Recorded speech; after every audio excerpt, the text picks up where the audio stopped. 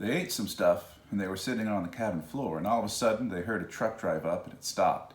A man got out. They were really scared because they had heard people chopping up hitchhikers and they didn't know what to do. S said, I decided that we should go out and talk to him because he was probably just as scared of someone coming to cut him up in pieces as we were about someone doing that to us. So S went outside and said to the man, what are you doing here? And the guy said, I have some unfinished business. And he looked around, went over to the haystack, started poking around in it. Oh, hello. I didn't see you there. My name is Ian, and today we're talking about Chandra Mukerji's bullshitting, road lore among hitchhikers.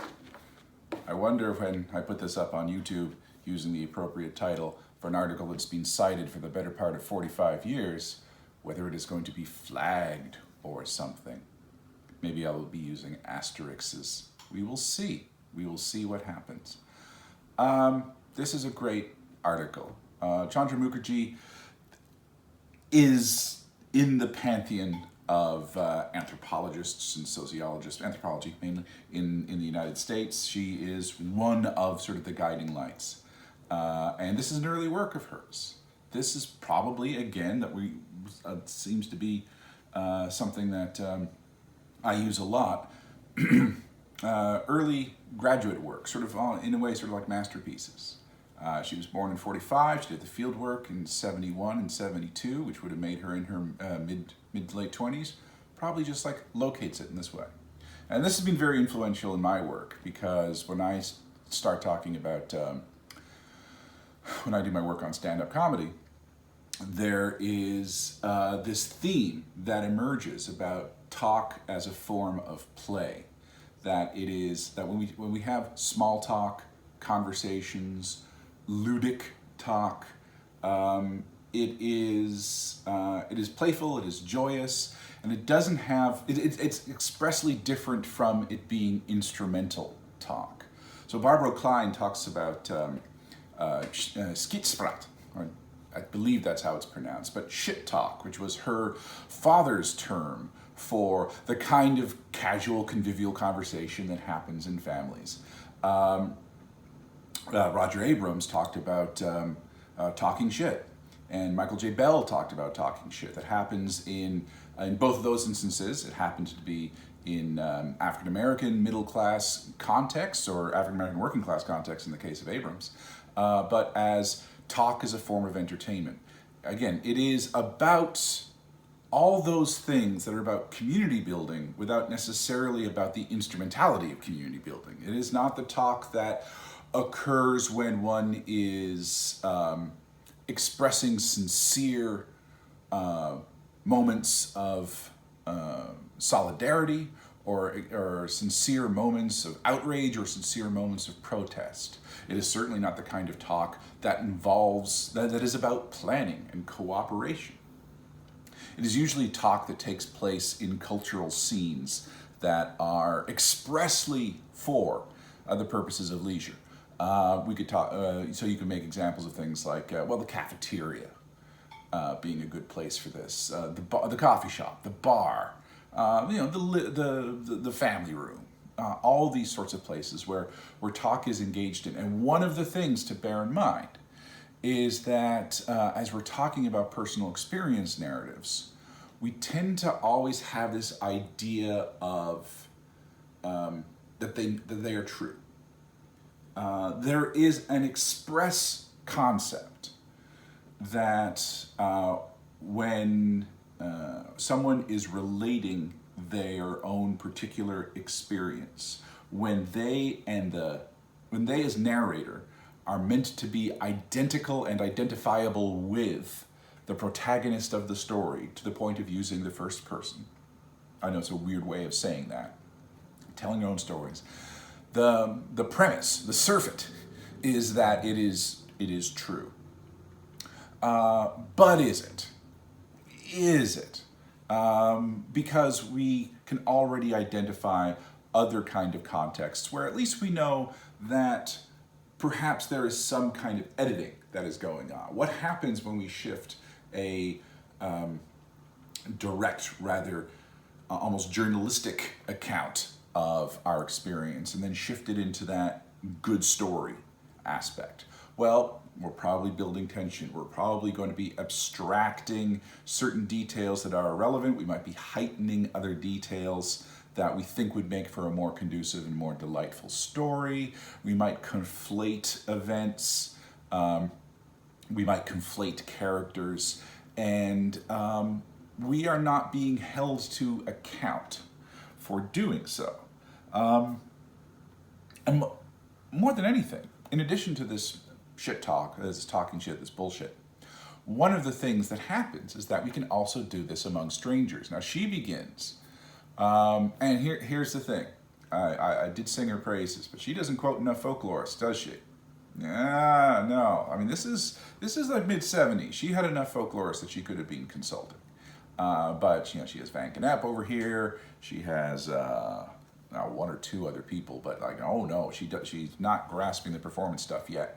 I think she has amended her evil ways in the intervening 45 years. But one of the things is that this is something that happens not simply among intimates, although we certainly small talk among intimates. You might not consider yourself in any way sort of a storyteller. You might be shy, you might be introverted, but within that cluster of people where your introversion tends to disappear, you probably engage in this kind of talk. And then almost by definition, the version of how to define an extrovert are those people who can do this more or less fundamentally with anyone. Just sit down in a chair next to a stranger and like, hey, how's it going? What's your day? And then just start talking. That's an enviable skill. Unless you're trying to get some sleep and that person is in the chair next to you and you're on a long flight. That has happened. Moving on. So we have this, but we will talk to strangers. Now, because she sort of frames it as that because there's no risk involved. And so, people will be prone to tell these stories that they're bullshit. What's that? People will tell all kinds of stories about themselves if there's no negative evidence to discredit them, and there are others who are willing to listen. Bullshitting is like other kinds of talk that exploit the possibilities of speaking off the record. People can gossip because there are no records of what they say.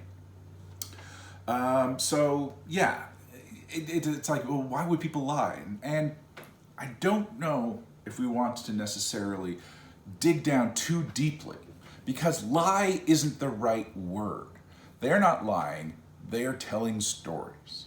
They're telling stories because the very act of storytelling is convivial. It is building, even if it's just for the moment, even if just for the duration of the ride in the plane or the ride in the car, as the Hitchhikers were talking about. It is a way of introducing some kind of communitas. Stories can be joyful.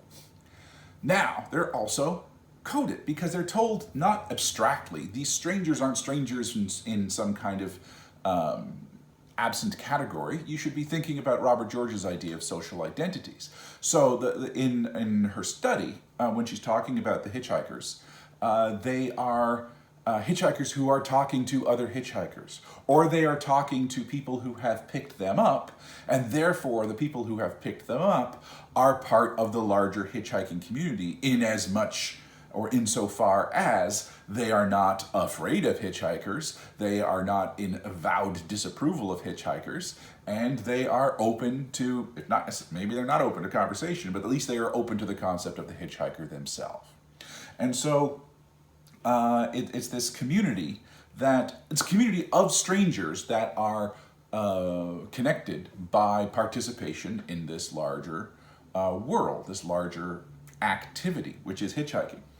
Bear in mind, this is the early 1970s. This is, many of you, even if you are reading this and you are the same age or slightly older than the people as she talks about, because she talks about hitchhikers as young as 12 and 14, and I imagine when it was written, people weren't blinking, and now we're like, I am blinking an awful lot when I see that age.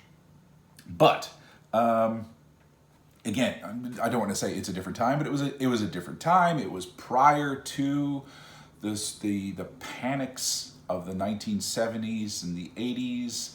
the beginning of sort of the concept of serial killers and the disparagement of hitchhiking as a project. It was something that, like bums did, or like loser teenagers did, or whatever. But it wasn't necessarily the same kind of sight of danger that it has developed into. Like the highway horror genre hadn't really taken place at that point. So it was just something that people did, and it was still largely romanticized. And I will remind you that this still happens. My friend Andrea McGuire did her master's thesis on the same kind of thing 40 years later. She did hitchhiking stories in Newfoundland and Cape Breton. She did a summer living here, doing some additional field work, and collecting those sorts of stories of strategies. What happens when you do this thing still in 2015 or whenever she did her field work, as opposed to 1970.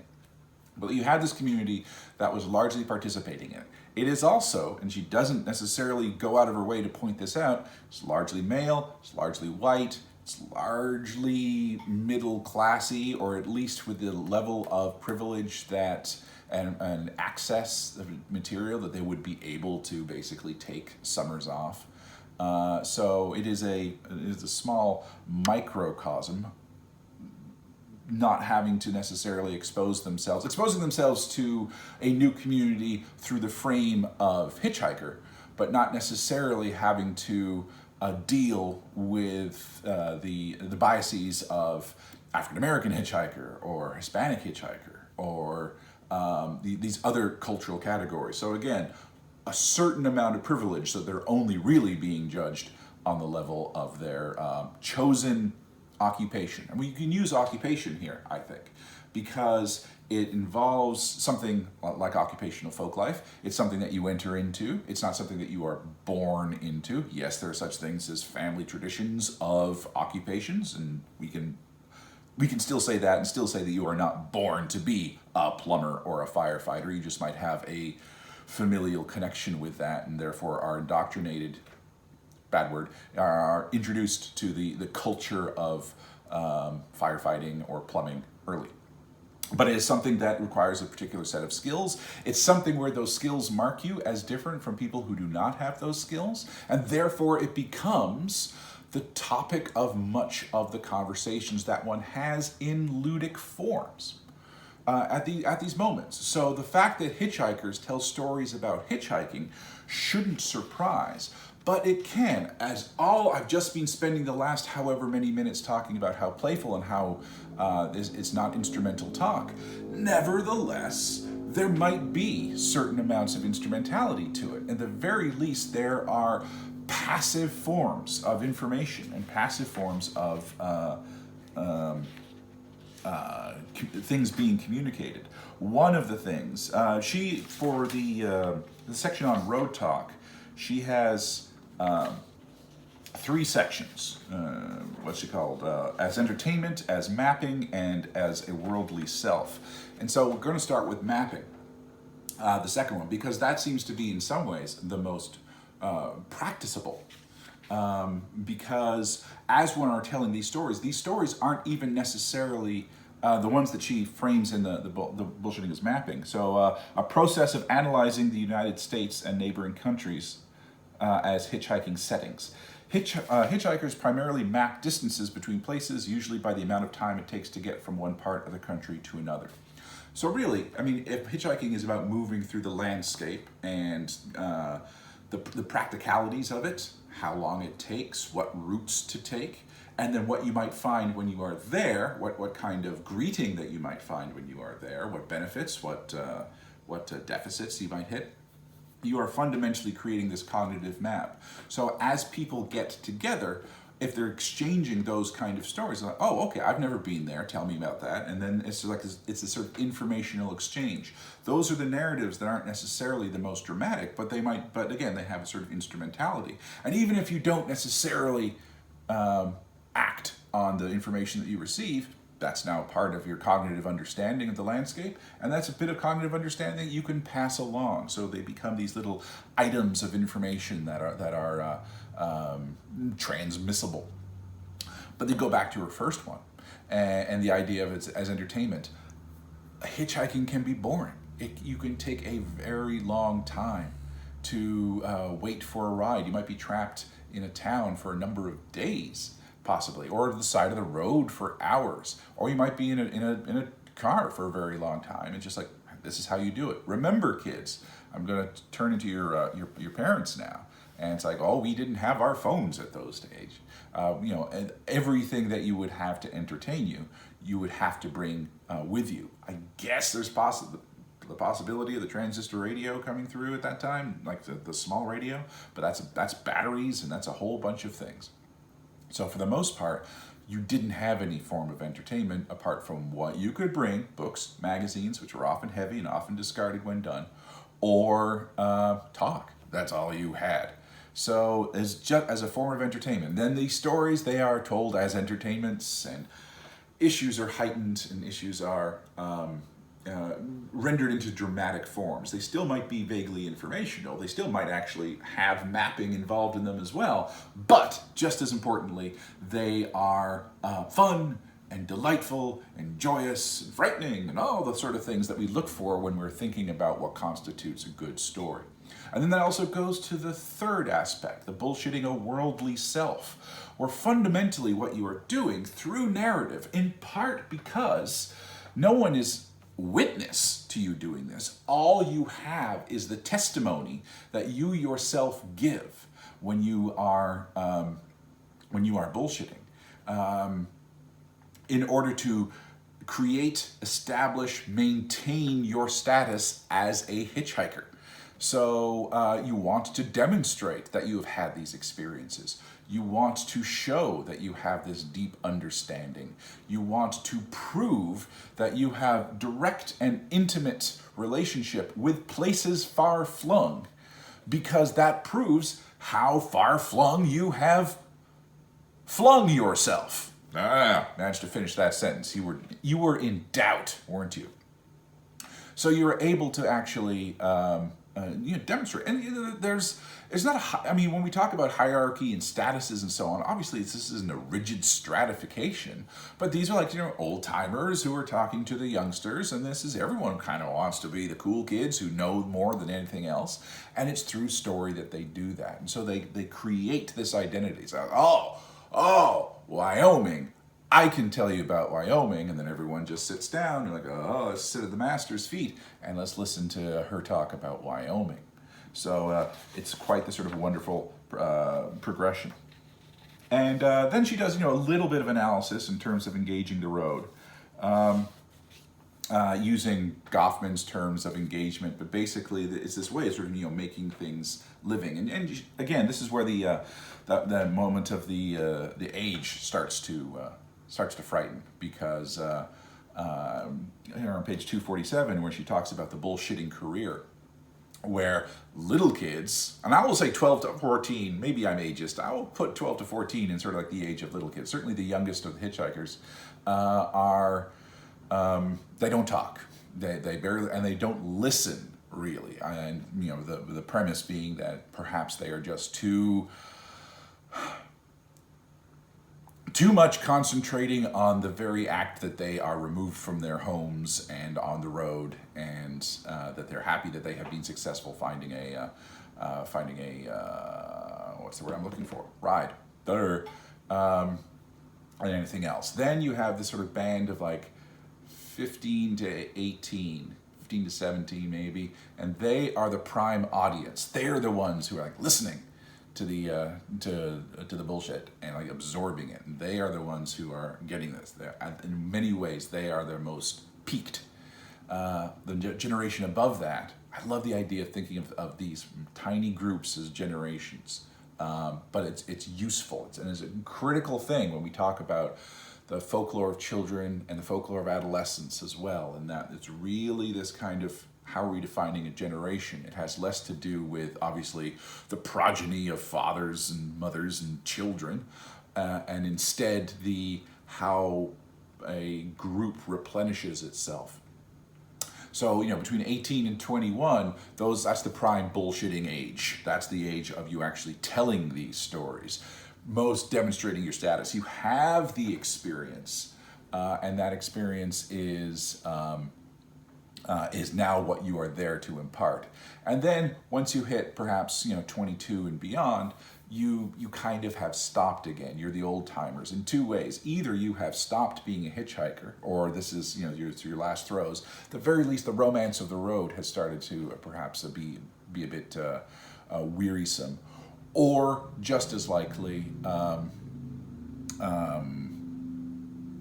Oh, where was I going? It was either or yes, this is no longer a lifestyle choice. This is no longer sort of the fun of the extended adolescence that is up to the one's early 20s. That, oh no, I have actually left society. I am actually sort of an itinerant, and so it is less of something that you are engaging with as the kind of extended play that is a hitchhiking summer, and instead it's like, this is my life now. I am of the road, and so the stories become more practical, and techniques for killing time and eliminating the boredom are gone at that point. There are a couple of exceptions she talks about in terms of people who might start hitchhiking much later. So instead of it being a teenage thing, in their mid-20s they might start doing it, or they've already had a career, lost a job, and go out. They and her exception, she doesn't dwell too much on the decision on why to begin hitchhiking, but basically they will start bullshitting very early. Like, they might have only been doing it for a month, and now they're big storytellers. And so, okay, well, you know what that is like. It's an okay boomer situation, isn't it, kids? And then there's also the former hitchhikers and how they have done it, because she ends with this section.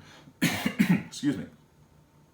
Because she ends with the section, extraordinary and ordinary road realities. And if one takes one step back from the stories that hitchhikers tell on the micro level, what an individual, how an individual hitchhiker bullshits their existence and creates this wonderful world in which they are the protagonist and the survivor and the canny observer and all the sort of things. And so take that on the individual level and then think about the collectivity of the lore of hitchhikers. They are about collectively building a romance, collectively building a fantasy world in which the possible happens, in which the boredom isn't there, in which the pain of travel, I mean, like the literal pain in terms of exhaustion and tiresome and tiredness, the stress of travel, all of that is sort of turned around and becomes these romantic challenges, these quests. They're almost like little Märchen, in that they're little tests that clearly other people couldn't pass, but I could pass. So, and we can pass. And this is what differentiates us from them. Again, thinking of it as an occupation, but also thinking of it as a romantic worldview. The everyday, the rabbler, the person at home, the civilian. They don't understand what this is. And they're missing out, but we don't need them, because look at what we have created. And so it's about spinning a new world, weaving a new world through narrative. And then people leave. And people stop that because life intervenes, because it's tiresome, it's tiring, just because things end. And that repertoire shifts. If they talk about it at all, the glamour is gone. The stories might still be delightful. They might still be good stories, but they're less involved in trying to fundamentally convince the listener that what is happening is a wonderful thing.